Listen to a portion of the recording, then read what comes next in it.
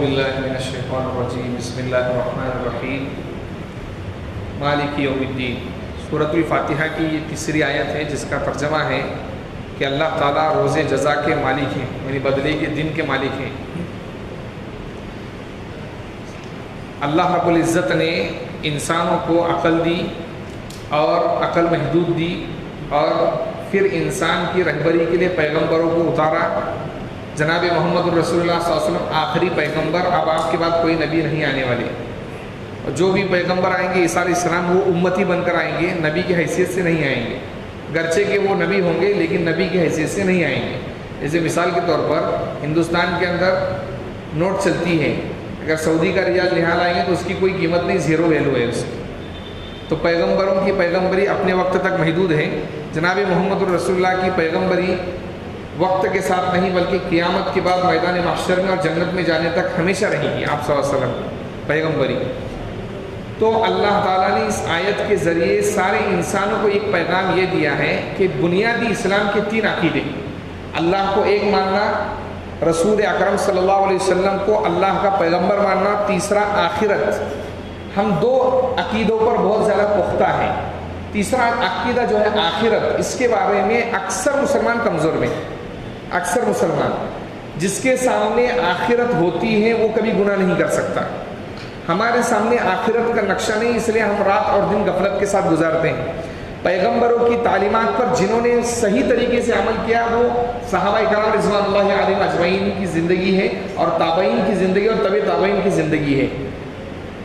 ان کے بعد ایک وہ انسان جو ہم جیسے ہیں کہ ہم غفلت کے اندر پڑے ہوئے ہیں، کانوں سے اللہ اور رسول کی باتوں کو سنتے ہیں لیکن دل اس پر آمادہ نہیں ہوتا عمل کرنے کو، تو اس کو کہتے ہیں کہ زندہ ہے لیکن مردہ لاش، زندہ ہو کر بھی یہ مردہ ہے، اور اس آدمی سے سوال ہوگا آخرت میں، اس کی پکڑ ہوگی۔ اس لیے اللہ نے لایا مالک یوم الدین، اور سورہ فاتحہ میں ہم بار بار کھڑے ہو کر اللہ کے سامنے یہ بولتے ہیں کہ آپ بدلہ دیے جانے کے دن کے مالک ہیں، اور پھر بھی ہم گناہ کرتے ہیں، پھر بھی ہم گناہ کرتے ہیں۔ تو اللہ یہ بتلا رہے ہیں کہ جس دنیا میں آپ بستے ہو، رہتے ہو، وہاں پر اگر کسی کو انصاف نہیں ملے گا تو ڈرنے کی کوئی ضرورت نہیں۔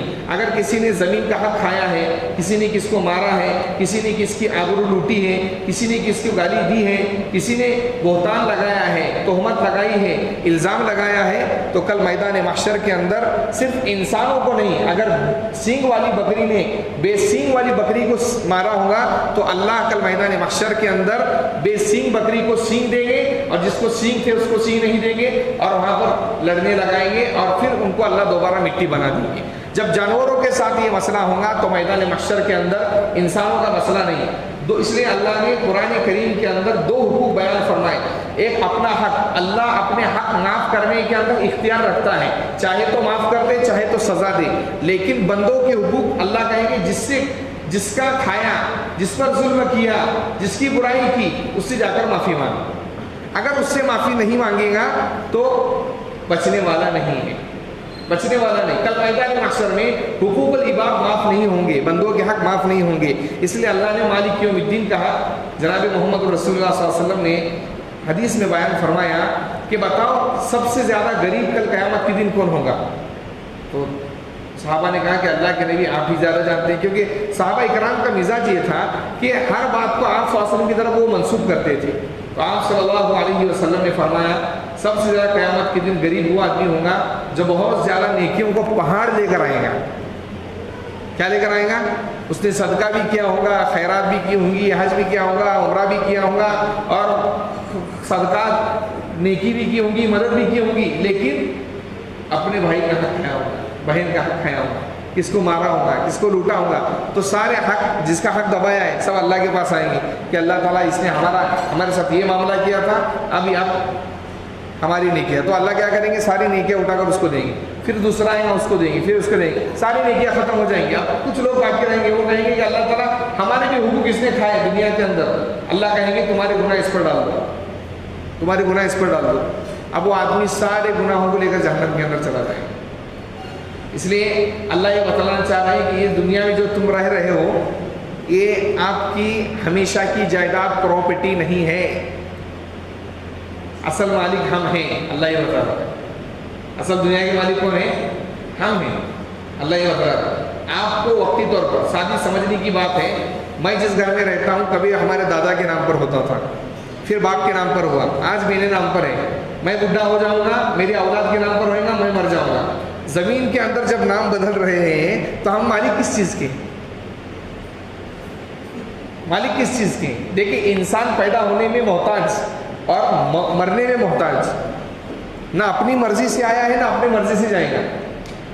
इसलिए आई कज़ा ले चली चले, कज़ा कहते मौत को, ना अपनी मर्जी आए ना अपनी मर्जी जाए।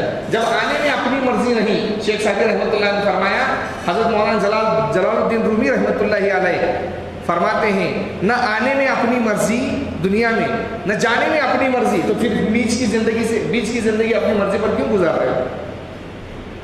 बीच की ज़िंदगी भी खुदा की मर्जी पर गुजारो। कल मैदान महशर के अंदर ये दुनिया की पूरी ज़िंदगी 100 साल की, 60 साल की, 70 साल की 1 घंटे के बकदर मालूम होंगी। कितनी मालूम होंगी?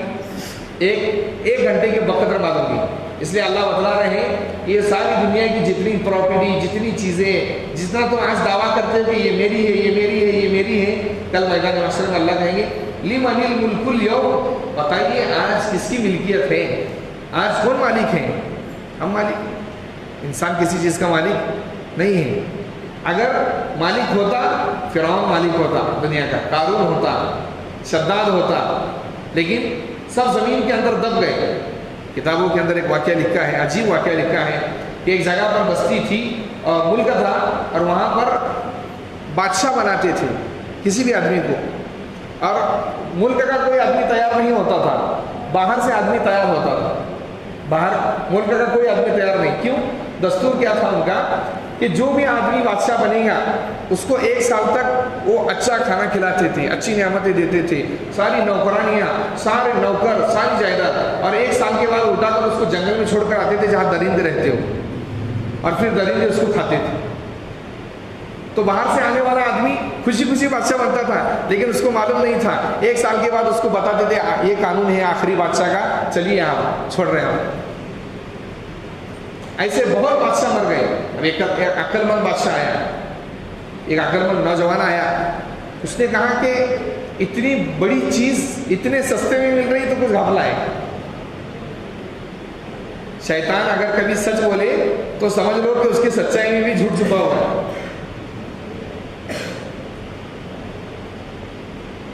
तो नौजवान ने कहा कि क्या रूल है आपके, पढ़कर सुनाओ। तो कहा 1 साल तक तो सब नियामतें मिलेंगी और 1 साल के बाद जंगल में आपको छोड़ा जाएगा।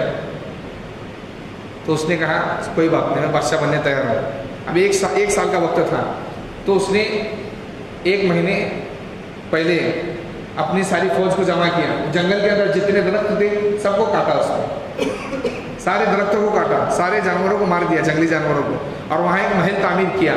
सारी नियामतें वहाँ पर ले जाकर रख दी, सारा सामान वहाँ पर ले जाकर रख दिया खाने का, सारी दौलत ले जाकर रख दी।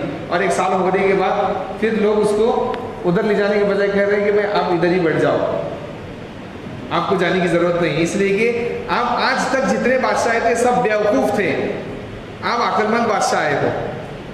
अब इससे क्या नतीजा निकलता है? ये दुनियावी ज़िंदगी है, यहाँ सारी नियामतें मिलेंगी आपको, सारी नियामतें मिलेंगी, लेकिन अगर इन नियामतों के अंदर भूल गए और आखिरत का भूल गए, घर भूल गए आप, तो आपका अंजाम वही होगा जो दरिंदे के अंदर छोड़ कर आए लोग। और अगर आपने इस दुनियावी नियामतों के फ़ायदे को उठाते हुए अल्लाह और उसके रसूल के अहकाम को याद रखा, तो याद रखिए दुनिया में जो अल्लाह ने नियामतें दी है उससे करोड़ों गुना ज़्यादा नियामतें अल्लाह जन्नत में देंगे।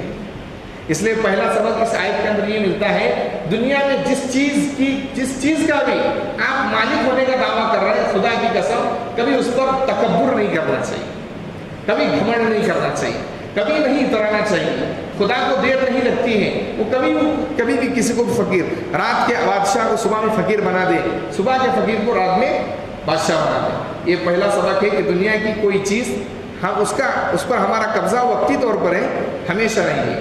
सुब्हानल्लाह व बिहम्दिही सुब्हानकल्लाहुम्मा व बिहम्दिका अशहदु अल्ला इलाहा इल्ला अंता अस्तगफिरुका व अतूबु इलैक।